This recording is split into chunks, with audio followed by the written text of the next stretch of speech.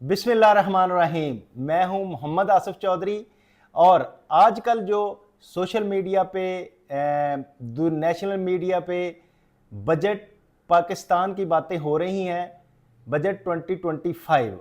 तो मैंने कहा मैं एक नज़र में आपको टोटल बजट क्या है, हमें रेवेन्यू कहाँ से टोटल आना है और एक्सपेंडिचर हमारे कहाँ कहाँ होने हैं, किन पे पॉलिसी मेकर्स को सोचने की ज़रूरत है कि ये एक्सपेंडिचर हम कम करें और किस तरह से हम इसमें आगे अपना टैक्स टू जीडीपी बढ़ा सकते हैं और किस तरह से हम बेहतर सर्वाइवल कर सकते हैं। तो ये आज जो बजट आया है उस बजट का टेबल 1 है, budget 2025 and 26 at a glance. एक नज़र हम डालते हैं इस पे कि टोटल पोजीशन ओवरऑल रिसोर्सेज की क्या है और एक्सपेंडिचर की क्या है। अब ये जो बात हम करेंगे ये सारी होगी रुपीज़ इन बिलियंस। ये बिलियंस में हमारे पास रुपीज़ हैं, या अगर हम इसको कह लें कि अरब्स में हैं। उर्दू में बात करने के लिए इतने अरब की बात करूँगा और वैसे ये बिलियंस होंगे, तो आप इंशाल्लाह इसको ईज़िली समझ लेंगे। अच्छा, सबसे पहली बात कि हमें रिसोर्सेज आते कहाँ से हैं। हम जो पैसा खर्च करते हैं वो टोटल पैसा बजट के लिए आता कहाँ है। इससे पहले एक चीज़ आपको मैं बता दूं कि ये बजट बेसिकली है क्या। जो तो लोगों ने अकाउंट और कॉस्टिंग की हुई है उनको तो बहुत अच्छी तरह पता है कि बजटिंग क्या होती है। बजटिंग बेसिकली ये फोरकास्टिंग होती है कि आने वाले वक्त में ये काम हम करेंगे। अभी ये जो पैसों के जिक्र हो रहा है ना, बिलियंस का, मसलन ये 14,000 बिलियन जो है, ये अभी हमारे पास इकट्ठा नहीं हुआ, हमारे पास आया नहीं है। हम फोरकास्ट कर रहे हैं, हम ये उम्मीद कर रहे हैं कि इतने पैसे हम इस सेक्टर से इकट्ठे कर लेंगे। बाज़-औक़ात ऐसे होता है कि इनको रिवाइज भी करना पड़ जाता है, वो जो हमने फोरकास्ट किया होता है वो हमें नहीं मिल सकता। ठीक है, हमें पैसे उतने इकट्ठे नहीं हो सकते या खर्चे भी कमोबेश हो जाते हैं, तो फिर उसको हम रिवाइज कर लेते हैं। तो अब ये है कि ये जो बजट है बेसिकली ये होता है कि आपने अगले साल की, ये आपकी फोरकास्टिंग होती है, प्लानिंग होती है कि टोटल हम इतना रेवेन्यू इकट्ठा करेंगे और इस हेड में इकट्ठा करेंगे और इधर इधर इसको खर्च करेंगे। ये जो है टोटल फोरकास्टिंग इसकी होती है। तो अभी मैं पहले आपको सारा टोटल बताता हूं कि हमारी कलेक्शन क्या होगी और किस तरह से कलेक्ट करेंगे और किस तरह से खर्च करेंगे। फिर उसके बाद मैं इसके बारे में ये भी डिस्कस करूंगा कि ये जो है हेड, इसको इस तरह से अगर किया जाए तो हमारे लिए बेहतर हो सकता है। सबसे पहले जी जो सबसे ज़्यादा कलेक्शन करता है वो है फेडरल बोर्ड ऑफ रेवेन्यू। वो कैसे कलेक्ट करता है? जो आप इनकम टैक्स पे करते हैं, डायरेक्ट टैक्स, या जो आप कोई चीज़ खरीदते हैं किसी शॉप से और उस पर सेल्स टैक्स पे होता है, फेडरल एक्साइज ड्यूटी पे होती है, या फिर कस्टम्स बाहर से जो चीज़ें आती हैं उस पर कस्टम ड्यूटी पे होती है। ये सारी चीज़ें जो हैं ये फेडरल बोर्ड ऑफ रेवेन्यू में इकट्ठी करता है ये। और इस तरह से हम ये उम्मीद कर रहे हैं कि 2025-26 का जो बजट होगा उसमें हमारे पास 14,137 अरब रुपए जो हैं इस हेड से इकट्ठे होंगे, 14,131 रुपीज़। तो नॉन टैक्स रेवेन्यू क्या होता है? आप अक्सर वर्ड सुनते होंगे कि जी पेट्रोलियम लेवी लग गई, पेट्रोलियम पे लेवी लग गई, और उससे जो भी पेट्रोल खर्च करता है उस पे टैक्स होता है। तो वो उसको हम गो के इकट्ठा वो भी फेडरल बोर्ड ऑफ रेवेन्यू ही करता है। लेकिन वो ऐसा होता है कि क्योंकि टैक्सेस की मद में नहीं आता, तो जो सूबों को देना होता है वो उसमें से शेयर नहीं देते, जिससे गवर्नमेंट अपने डेवलपमेंट ये वो वगैरह खर्चे चलाती है। ये तो अदरवाइज सारा प्रोविंसेस को ही चला जाता है। तो वो जो नॉन रेवेन्यू हमारे पास इकट्ठा आना है वो है 5,147 रुपये अरब रुपए। अब इस तरह से टोटल जो रिसीट हो जाएंगी, टोटल जो हमारे पास इकट्ठा हो जाएगा पैसा, वो 19,278 अरब रुपए जो है वो पाकिस्तान के पास इकट्ठा हो जाएगा। लो जी, अब इसको डिस्ट्रीब्यूट कैसे करेंगे? अब जो लेस प्रोविंसेस शेयर, जो एनएफसी अवार्ड के तहत 18वीं तरमीम में हमने कहा कि इतना इतना कलेक्शन जो एफबीआर करेगी वो शेयर सूबों को दिया जाएगा और सूबे फिर उसका एक्सपेंस करते हैं। वो है 8,206 अरब रुपया। इस पॉइंट पे मैं आके आपको तफसील बाद में बताऊंगा कि इसको किस तरह से मैनेज करना चाहिए, लेकिन अभी पहले हम पूरे खर्चे की बात कर ले क्या होता है। तो हमारे पास जब ये 8,206 रुपया निकल जाएंगे तो नेट रेवेन्यू जो बाकी बचेगा फेडरल गवर्नमेंट या फेडरेशन के पास, वो बचेगा 11,272 रुपये। उस 11,272 के बाद हम कुछ लेंगे, नॉन बैंकिंग बारोइंग करेंगे, जिसमें से एनएनएस और अदर्स पब्लिक अकाउंट में जो हमारी बारोइंग होगी उधार लेंगे। ये उधार किस लिए लेंगे, ये मैं सारी चीज़ें आगे आपको बताता हूँ। उसमें हम 2,874 अरब रुपए लेंगे उधार, और फिर नेट एक्सटर्नल रसीट जो होगी, फेडरेशन कंसोलिडेटेड फंड जो होगा वो हमारे पास आएगा 106, जो बाहर से हम लेंगे लोन 106 अरब रुपया होगा। तो इसी तरह बैंक बारविंग जो है टोटल टी बिल्स की, पीआईबीजी, सकूक बैंड और फेडरेशन कंसोलिडेटेड फंड टोटल मिलके 3,435 अरब हो जाएगा। तो उसके बाद एक हमारे पास आ जाएगी प्राइवेटाइजेशन के, जो हम अपने अदारों को प्राइवेट करते हैं, जो निजकारी जिसको कहते हैं, कि हम अपने उदारे जो हैं उनको फ़रोख्त करेंगे, जो फेडरेशन अपने करेगी। तो उसमें से उम्मीद की जा रही है कि 87 अरब रुपया उसमें से हमें आएगा। तो इस तरह से ये टोटल जो हमने लोन्स लेने हैं, रसीट्स आनी है और निजकारी करने के बाद हमारे पास आ जाएगा 6,501 अरब रुपया। अब 6,501 अरब ये और सूबों को देने के बाद 11,072 रुपीज़ जो है ये होंगे। तो इस तरह से हमारे पास टोटल जो खर्च करने के लिए हमारी कलेक्शन हो जाएगी वो हो जाएगी 17,573 अरब रुपए, जो फेडरेशन के पास बच जाएंगे। अब फेडरेशन के पास ये टोटल पैसा होगा जिसको उसने खर्च करना होगा। और अब इसको खर्च किस तरह से फेडरेशन करेगी ये भी मैं आपको बता देता हूँ। पहले तो है करंट एक्सपेंसेस हमारे जो हैं वो हैं 16,286 अरब रुपए। उसमें एक चीज़ जो सबसे हमारी मेजर है, जो हम जितना भी इकट्ठा करते हैं उसमें से ये देखें 14,000 अरब रुपया फेडरल बोर्ड ऑफ रेवेन्यू ने जो इकट्ठा किया था, उसमें जब हमने इंटरेस्ट पेमेंट करनी है ना, इंटरेस्ट पेमेंट्स में हमारे 8,207 अरब रुपया चला जाना है। ये इंटरेस्ट पेमेंट में हमारा जा रहा है। वो पंजाबी में कहते हैं ना, धी दे काम ना पुत्र दे काम। और ये हमारा जो है लोन ले के उस पर इंटरेस्ट पे किया, जो इकट्ठा हुआ तो वो हमने ये इसका इंटरेस्ट पे कर दिया।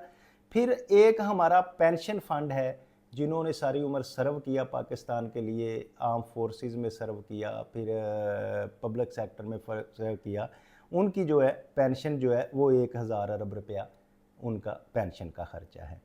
फिर हमारे जो डिफेंस अफेयर्स हैं और सर्विसेज के हैं, जिसमें आपने देखा कि जो बहुत ज़रूरी इसलिए होते हैं कि पिछले दिनों आपने देखा एक जंग मुसल्लत करना चाह रहा था इंडिया हम पे, लेकिन हमारा डिफेंस माशाल्लाह इतना मजबूत था कि उसने उसको नाको चने चबवाए, और हमारे डिफेंस मजबूत होने की वजह से हम हमारी पूरी दुनिया में पजीर आई हुई हमारी आर्म फोर्स ने उनमें बहुत अच्छा परफॉर्म किया, और उस पे हमने तबाही से बच गए। तो ये एक जो हमारा 2,550 अरब रुपया है वो डिफेंस पे खर्चा होगा। और इसी तरह से बाकी जो हमारा ग्रांट्स और transfer to the province and others, हमने प्रोविंसेस को पहले भी ये दे दिया है 8,206 अरब रुपया, और अब हम और उसको दे रहे हैं प्रोविंसेस को। फेडरेशन जो है वो दे रही है 1,928 अरब रुपया, और ग्रांट्स हैं जो उधर जा रही हैं। और फिर उसके बाद एक सब्सिडीज़ है। ये सब्सिडीज़ जो है, हालांकि मेरे ख्याल में ये होनी चाहिए प्रोविंशियल गवर्नमेंट की, कि वो प्रोविंशियल गवर्नमेंट सब्सिडीज़ दे आवाम को, लेकिन ये भी फिर फेडरल गवर्नमेंट जो है सब्सिडी, ये पॉलिटिकल गेन होता है बेसिकली, कि किसी चीज़ में सब्सिडी दें और किसी में इस तरह से फ़ंड दें। तो ये जो है ये 1,186 अरब उधर है। इसी तरह रनिंग ऑफ सिविल गवर्नमेंट, जो सिविल गवर्नमेंट चलाने के टोटल अखराजात हैं, जिसमें हमारा supreme court of Pakistan, federal board of revenue, हमारी एम्बेसीज़ के खर्चे होते हैं, हमारे सारे गवर्नमेंट चलाने के जितने भी खर्चे हैं फेडरल गवर्नमेंट के, फेडरेशन के, वो 971 अरब रुपये हैं। इसी तरह जो provision for emergency and others के लिए रखा जाता है, खुदा न खास्ता फ्लड आ गया है, जल्ज़ा आ गया है, कुछ पैसे रखने पड़ते हैं कि फॉर रेनी डेज आप जिसको कह लें, वो 399 अरब रुपया है। तो ये टोटल जो करंट हमारे 16,286 अरब रुपया इस तरह से खर्च होगा। और बाकी जो development and net lending programme के लिए है वो हमारे पास है, खर्च होगा 1287 अरब रुपया, जिसमें पब्लिक सेक्टर डेवलपमेंट प्रोग्राम जो है PSDP उसके लिए 1000 रुपया है, और जो नेट लैंडिंग होगी वो हो गई 287 अरब रुपया करनी पड़ेगी, ताकि हम टोटल ये 17,573 अरब रुपया इस तरह से हमारा टोटल खर्च हो जाएगा जो हमने इकट्ठा किया है। तो ये है जी total budget in a glance, कि एक नज़र में आपको पता चल गया कि पाकिस्तान में कहाँ से इकट्ठे किए और कहाँ खर्च कर दिए। अब इसमें जो देखने की चीज़ें हैं उसमें मैं ये समझता हूँ, क्योंकि ये देखें, एक तो हमारा इंटरेस्ट पेमेंट, जो लोन हम डे बाई डे लेते जा रहे हैं और उस पर हम खुशी मनाते हैं जी हमें कर्जा मिल गया, कर्जा मिल गया। अब जितना हमने कमाया ऑलमोस्ट हाफ जो है वो हमने सिर्फ इंटरेस्ट के लिए दे दिया। ये कितनी बुरी बात है कि इससे हमें जान छुड़वानी चाहिए। अब इससे हम किस तरह से जान छुड़वा सकते हैं, ये भी मैं प्रपोजल देता हूं, अगर पॉलिसी मेकर्स को पसंद आ जाए। मैं समझता हूं कि ये देखें, हम प्रोविंसेस को दे रहे हैं 8,206 अरब रुपया, प्लस हम ग्रांट और ट्रांसफ़र जो प्रोविंसेस और अदर को देते हैं वो 1928 अरब रुपया है। तो इन दोनों को अगर हम मिलाएं तकरीबन 10,000 अरब रुपया जो है प्रोविंसेस को हम देते हैं। बावजूद इसके कि प्रोविंसेस खुद भी अपना टैक्सेस इकट्ठा करते हैं। आप देखें, हर प्रॉपर्टी पे टैक्स है, प्रोविंस उससे टैक्स इकट्ठा करता है, हर गाड़ी पे टैक्स है, प्रोविंस उससे टैक्स इकट्ठा करता है।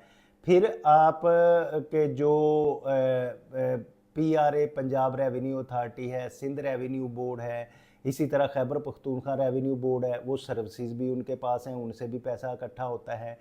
और सूबों के पास काफ़ी हेड हैं जिसमें टैक्स लगा के ये पैसा, स्टैंप ड्यूटी इकट्ठा करते हैं, फिर ज़मीनों के मामला आता है उन पे रेवेन्यू इकट्ठा होता है। तो अब जो सूबे हैं वो अपना भी रेवेन्यू इकट्ठा करते हैं। मैं समझता हूँ कि सूबों को फेडरेशन के साथ इस मौके पे तावन इस हवाले से करना चाहिए कि हम अपने खर्चे खुद पूरे करेंगे, तो आप जो है लोन ना लें बल्कि पिछले लोन उतारें, उनको उतारें, ताकि हम जो है लोन फ्री हो जाए। जिस तरह से बाप को बेटे कहते हैं जी अब हम आपका हाथ बटाते हैं, आप जो है कर्जा उतारे, आपकी जो इंसल्ट होती है बार बार वो इंसल्ट नहीं होगी, हम अपनी काम खुद करके अपना पैसा कमाएंगे, पार्ट टाइम करेंगे या जिस तरह से। अब होता ये है कि फेडरेशन से वो बेसिकली ला क्या है कि फेडरेशन से प्रोविंसेस को पैसे ट्रांसफ़र हो जाएंगे, ये आलमोस्ट 10,000 अरब जो मैंने बताया, जिसमें एग्जैक्ट शेयर जो है 8,206 है, और ग्रांट और प्रोविंसेस के तौर पे कुछ और भी जाते हैं। तो अब प्रोविंसेस की ये जिम्मेदारी है कि जितना खर्च हो वो करके तो बाकी फेडरेशन को वापस करें। लेकिन आपने सुना होगा जो थोड़े से इससे इंटरेस्ट रखते हैं कि जैसे ही जून आता है पैसे जो बचते हैं प्रोविंसेस एक्सपेंस क्योंकि करते हैं सारे इदारे, बड़े बड़े डबल कैबिन डाले ले रहे हैं, बड़ी बड़ी बिल्डिंगें हैं जी, जून से पहले खर्च करना है जी, वापस ना चला जाए, जून से पहले खर्च करना है, उसको ज़बरदस्ती खर्च करते हैं। तो ये जो है ना, मेरा अपने नॉलेज तक जो मैं समझता हूँ कि ये इनको बेटों का, अच्छे बेटों का किरदार अदा करके बाप को ये कहना चाहिए कि आप अपने कर्जे उतारें, हम अपना खर्चा खुद पूरा करेंगे। तो फिर ये होगा कि फेडरेशन का एक दफ़ा कर्जा उतर जाए और हमें और कर्जा ना लेना पड़ेगा। तो फिर हम ये जो 8,000 अरब रुपया हम इंटरेस्ट पेमेंट में करते हैं, ये हमारा एक्सपेंस भी ख़त्म हो जाएगा। इसी पैसे को हम तालीम पे लगाएंगे, सेहत पे लगाएंगे, डेवलपमेंट प्रोग्राम पे लगाएंगे। अब देखें, हमारे पास डेवलपमेंट प्रोग्राम को तो 1,000 अरब रुपया सिर्फ बचता है, ठीक है। और इसी तरह जो हमारे बाकी गवर्नमेंट चलाने के जो वो तो अपना 971 अरब रुपया है, लेकिन उसके बदले में 8,000 अरब रुपया जो है वो हम इंटरेस्ट की मद में दे देते हैं, और जो बहुत दुखता है और बड़ा तकलीफ़ दे अमल है। तो ये मैं रिक्वेस्ट करूँगा पॉलिसी मेकर्स के सूबों को इस लूप में लाएं कि अपने खर्चे खुद इकट्ठे करें और फेडरेशन जो है वो लोन उतारे, और इस तरह से हम लोन वाली फिगर जो है उसमें से एटलीस्ट निकलेंगे। तो अगर मैं टेबल 2 की बात करूं तो आपको हमारा जो फिजिकल डेफिसिट और फाइनेंसिंग बजट में आ रहा है वो क्या है। फिजिकल डेफिसिट में हम करें कि फेडरल रेवेन्यू जो हमारे पास नेट आना है वो 11,072 है, और टोटल फेडरल एक्सपेंडिचर हमारे जो हैं वो मैंने अभी पीछे आपको बताया 17,573 अरब रुपये हैं, जिसमें करंट एक्सपेंडिचर की भी बात हो गई, डेवलपमेंट एंड नेट लैंडिंग की भी बात हो गई जिसमें। तो ये अब हमारे पास डेफिसिट कितना आ रहा है, फेडरल डेफिसिट वो आ रहा है 6,501 अरब रुपए का, क्योंकि नेट एक्सटर्नल फाइनेंसिंग और उसके बाद ये हमारी फाइनेंसिंग को पूरा करने के लिए जो है 6,501 अरब रुपया जो है ये हमारा डेफिसिट है बजट का। तो उसके बाद अगर मैं आपको ये बताऊं कि हमारा बजट क्या था पिछले साल में 2024-25 में, और फिर उसको हमें रिवाइज, जैसे कि मैंने ये बताया आपको, ये फोरकास्टिंग होती है, ये हम अभी तसव्वुर करते हैं कि ऐसा होगा, लेकिन बाज़ औक़ात ऐसा होता है कि नहीं होता। जैसे कि हमने बजट में ये अब 2024-25 में ये कहा है कि जो FBR है वो 14,331 अरब रुपया इकट्ठा करेगा। ये अभी हमारी अजम्पशन है, हम इसके लिए कोशिश करेंगे कि फेडरेशन इतना इकट्ठा करे, लेकिन जो पिछला हमारा बजट था उसमें हमने कहा कि हम फेडरल बोर्ड ऑफ रेवेन्यू जो है वो 12,970 अरब इकट्ठा करेगा, लेकिन हुआ क्या कि 12,970 अरब उससे इकट्ठा नहीं हो पा रहा था, इसलिए उस बजट को रिवाइज किया गया। रिवाइज करके उसको हम ले आए 11,900 अरब रुपए पे, और इस पे ये लग रहा है कि 11,900 अरब भी शायद ना इकट्ठा हो पाए, एक बात तो ये है। तो अब इसको हमने बढ़ा दिया है 14,131 अरब पे। तो अब ये और चैलेंज होगा FBR के लिए कि पिछली दफ़ा हम इतना नहीं अगर इकट्ठा कर सके तो अब ऐसे कैसे इकट्ठा करेंगे। इसी तरह नॉन टैक्स रेवेन्यू जो था वो पिछली दफ़ा हमारा था 4,845 अरब रुपया, जो कि बाद में हमने उसको बढ़ाया, पेट्रोलियम पे लेवी लगाई तो उसको रिवाइज़ किया क्योंकि इसका डेफिसिट पूरा करना था, तो हमने उसको 4,902 अरब रुपया कर दिया, बढ़ा दिया। तो इस दफ़ा हम 5,147 अरब की तवक्को कर रहे हैं, ये भी अब देखते हैं कि इसमें क्या होता है। इसी तरह ग्रॉस रेवेन्यू जो हमारा है अब हमें चाहिए 17,815 अरब, जो कि रिवाइज पिछले साल में 17,815 अरब चाहिए था, जो कि बाद में रिवाइज होके 16,802 अरब हो गया। लेकिन इसमें भी अब जो इस साल के लिए हमने रखा है वो 19,278 अरब रुपया है। अब ये देखें कि पिछले साल हमें कम करना पड़ा था, तो हम अब क्या कर सकते हैं। इसी तरह जो प्रोविंशियल को हमने देने थे, पैसे कम करने थे, पिछली दफ़ा हमने कहा था 7,438 अरब उनको देने थे, लेकिन क्या हुआ कि उसको फिर रिवाइज करना पड़ा और 6,997 अरब दिए। इस दफ़ा हम कह रहे हैं कि हम 8,200 अरब रुपए देंगे। इसी तरह नेट रेवेन्यू जो फेडरल गवर्नमेंट का है उसकी तफसील है। और एक चीज़ जो एक्सपेंडिचर की इस दफ़ा गवर्नमेंट ने कहे हैं, वो अक्सर गवर्नमेंट पे ब्लेम लगाते रहते हैं कि अपने फ़ायदे की बात करते हैं।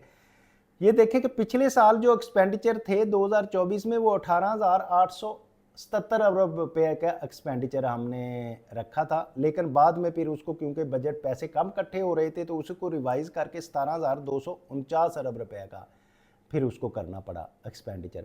तो अब जो वो एक्सपेंडिचर है वो भी अब हमारा ये देख लें कि पिछले साल से पहली दफ़ा ऐसा हुआ है कि किसी साल में एक्सपेंडिचर अगले साल में कम किया गया हो, तो वो है इस दफ़ा हमने पिछले साल से कम किया है।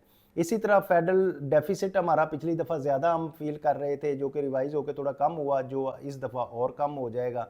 प्रोफेशनल का सरप्लस जो है वो पिछली दफ़ा 12,17 अरब आया था, वो फिर रिवाइज़ हुआ, वो वापस उन्होंने नहीं कर सके, तो इसमें इतना अब हो जाएगा।